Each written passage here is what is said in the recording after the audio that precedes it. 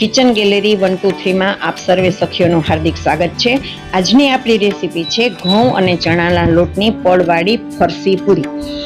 જો કોઈ પણ ગૃહિણીને ઘરમાં નાસ્તા માટે સવારમાં રોજે રોજ શું બનાવવું એવો પ્રશ્ન થતો હોય, પોતાના બાળકોના લંચ બોક્સમાં કે નાનેરા મોટેરાના લંચ બોક્સમાં શું રોજે રોજ ભરવું એવો મનમાં કોઈ પ્રશ્ન થતો હોય, કે પોતાના બાળકો હોસ્ટેલમાં રહેતા હોય અને સૂકો નાસ્તો એને જ્યારે મોકલવાનો થતો હોય ત્યારે શું મોકલવું એવો પ્રશ્ન થતો હોય, કે પોતે બહાર ગામ જાય ત્યારે ઘરની પાછળ રહેલી વ્યક્તિઓ સવારમાં રોજ શું નાસ્તો કરશે એવી ચિંતા થતી હોય, કે ફરવા જવાનું હોય અને બગડે નહીં અને પેટ ભરાઈ જાય એવો નાસ્તો કયો લઈ જઈ શકાય એવો મનમાં પ્રશ્ન થતો હોય, તો મારો આજનો આ વિડીયો તમને ખૂબ જ ઉપયોગી થવાનો છે।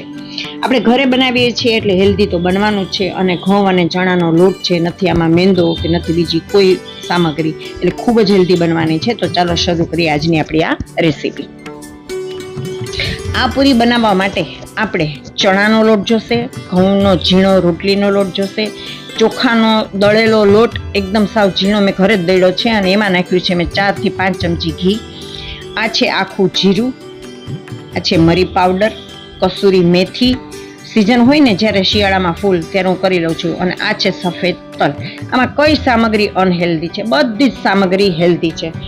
ચણાનો લોટ છે ને એ થોડોક ઓછો હોય છે અને ઘઉંનો ઝીણો લોટ છે ને એ વધારે નાખવાનો હોય છે। ચણાનો લોટ તો ખાલી 1-2 ચમચી જ નાખવાનો હોય છે। આ બંને લોટને આપણે એક લોયાની અંદર મિક્સ કર્યો છે। હવે આપણે આ પૂરીમાં ચોખ્ખું શીંગનું તેલ 2 થી 3 પાવરા, જો નાનું હોય તો 2 થી 3 પાવરા, અને જો મીડિયમ હોય તો 1 પાવરું તેલ નાખીશું, અને સામું એટલું જ આપણે ઘીનું મોણ નાખીશું। પછી આપણે આ લોટને સાવ ધીમા ગેસે એકદમ ખાલી ગરમ થાય, હાથ અડાડી અને સેજ ગરમ થાય ને એટલો જ આપણે આ લોટને શેકી લેવાનો છે। ગેસની ફ્લેમ તો બિલકુલ ધીમી જ રાખવાની છે, કારણ કે આપણે એનો સાવ કલર નથી ચેન્જ કરવાનો, બરાબર છે। જો તમે જોઈ શકો છો કે મારો ગેસ સાવ ધીમો છે, અને સેજ લોટ ગરમ થઈ ગયો એટલે મેં બંધ પણ કરી દીધું છે, કારણ કે લોયું ગરમ હોય ને ત્યાં સુધીમાં એ વધુ શેકાઈ જતો હોય છે। હવે આપણે બાકી રહેલા જે મસાલા છે, જીરું, મરી પાવડર, કસૂરી મેથી, સફેદ તલ, આ બધું જ આ લોટમાં નાખી દેવાનું છે, પણ શરત એટલી કે આ લોટને પૂરેપૂરો ઠંડો થવા દેવાનો છે, બિલકુલ ગરમ ન હોવો જોઈએ। હવે આપણે એમાં નાખીશું લાલ મરચું પાવડર, અને લોટની ક્વોન્ટિટી પ્રમાણે એમાં નિમક, ધાણા જીરું અને હળદર, બરાબર। લોટ બિલકુલ ઠંડો હોવો જોઈએ, ફરીથી તમને યાદ અપાવી દઉં છું, અને બિલકુલ ઘરમાં સાવ ઠંડા પાણીથી જ, કોઈ ગરમ પાણીની જરૂર નથી કડક કરવો। કદાચ પૂરીને કડક કરવી હોય તો ઘણીવાર ગરમ પાણી નાખતા હોય છે, પણ નહીં, ઠંડા પાણીથી એકદમ સરસ ભાખરી જેવો આનો લોટ બાંધવાનો છે। તમે જોઈ શકો છો કે આમાં કેવા સરસ તલ દેખાય છે, અને મરી પાવડર પણ અધકચરો વાટેલો છે ને એટલે કેટલું સરસ દેખાય છે। એનું આવું એક મોટું સરસ લૂ વણી લેવાનું છે, અને વેલણની મદદથી આવી રીતે મોટું સરસ મજાનું થેપલું વણી લેવાનું છે। આ થેપલું બહુ જાડું પણ નથી રાખવાનું, આ થેપલું બહુ ઝીણું પણ નથી રાખવાનું, મતલબ કે આછું પણ કરવાનું નથી। તો આવું સરસ મજાનું ગોળ એકદમ સરસ થેપલું વણી લ્યો। જરૂર પડે તો અટામણ લોટ પણ તમે સાથે લઈ શકો છો। હવે આ થેપલા એક સાથે 5-7 થેપલા વણી લેવાના છે એક હારે જ, બરાબર। પછી આપણે જે મેં તમને બતાવ્યું હતું ને ચોખાનો લોટ, અને એમાં નાખ્યું હતું ઘી। જો તૈયાર ચોખાનો લોટ હોય તો પણ ચાલે, અને તમે ચોખાને મિક્સરના નાના પવાલામાં દળી લો ને તોય ચાલે। એ ચોખાના લોટમાં ઘી નાખી અને આ થેપલા ઉપર આપણે પીછીની મદદથી લગાડી લેવાનું છે। વળી પાછું એના ઉપર આપણે બીજું થેપલું મૂકવાનું છે, વળી પાછું પીછીથી આપણે આ ઘી અને ચોખાના લોટનું મિશ્રણ છે એ લગાડી દેવાનું છે। આ એટલા માટે લગાડવાનું છે કે 2 થેપલા સાવ ચોંટી ન જાય, અને આપણે પડવાળી ફરસી પૂરી બનાવી છે તો એનું એક પડ છે ને એ અલગ રહે, બરાબર છે। જો તમે કેવું સરસ આમ શાઇની થેપલું બની ગયું છે। આવી રીતે 1 બાય 1 એક થેપલા ઉપર બીજું, બીજા ઉપર ત્રીજું, ત્રીજા ઉપર ચોથું, ચોથા ઉપર પાંચમું, આવી રીતે 5 થેપલાનું પડ બનાવી લો, અને દરેક થેપલાની વચ્ચે તમારે એને આ મિશ્રણ છે એ લગાવવાનું છે, અને બરાબર સરસ રીતે લગાવવાનું છે, કિનારી ઉપર વચ્ચે આખું થેપલામાં સ્પ્રેડ કરી દેવાનું છે।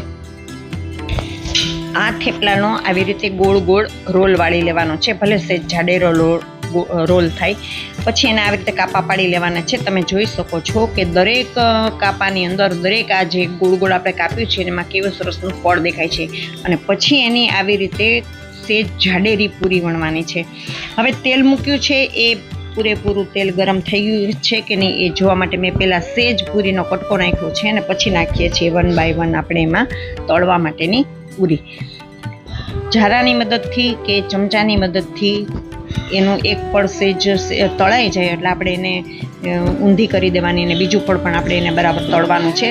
અને ગેસની ફ્લેમ પહેલાં શરૂઆતમાં ફૂલ રાખવાની છે તેલ આવી જાય એટલા માટે, પણ જેવી આપણે પૂરી નાખીએ એટલે તરત જ એને ધીમી કરી દેવાની છે. તમે જોઈ શકો છો કે પૂરીમાં લેયર પણ દેખાઈ રહ્યું છે.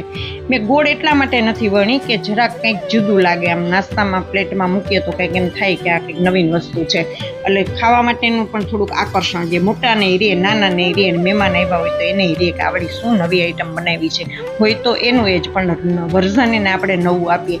અને એ તો દરેક ગૃહિણીના હાથની કમાલ હોય છે. તો મિત્રો બેનો, આજે મેં તમને આ જે રેસીપી બનાવી છે ખરેખર ખૂબ સરસ છે. સાતમ આઠમનો તહેવાર પણ નજીક આવી રહ્યો છે, ત્યારે તમે અગાઉ પણ આ પૂરીના ડબરા ભરીને રાખી શકો, જેથી કરીને ગમે ત્યાં ફરવા જાઓ ઇન્સ્ટન્ટ તો તમે આ પૂરી લઈ જઈ શકો. અને કોઈ મહેમાન મય આવ્યું હોય તો પણ સવારમાં આપણે ભાખરી કે બીજું કંઈ પણ બનાવવાની ઝંઝટ ન રહે. તો ખૂબ હેલ્ધી નાસ્તો છે. તમારા બાળકો હોસ્ટેલમાં ભણતા હોય તો એને એકવાર તો અચૂક તમે મોકલજો જ. એટલે આ છે ને, આમ બજારની આમ ખારી લઈએ ને આમ ટેસ્ટ એવો આવશે, ચણાનો લોટ અને ઘઉંનો લોટ હોવાને કારણે. અને પાછું મરી તો એમાં મેં ફૂલ નાખ્યા છે, આમાં અજમા પણ નાખી શકાય અને આખું જીરું પણ મેં નાખ્યું છે, એટલે હેલ્ધી વર્ઝન બની ગયું છે. તો કિચન ગેલેરી 123માં આવી અને આવી જ રેસીપી જોવા માટે તમે અવારનવાર મુલાકાત લેતા રહેજો.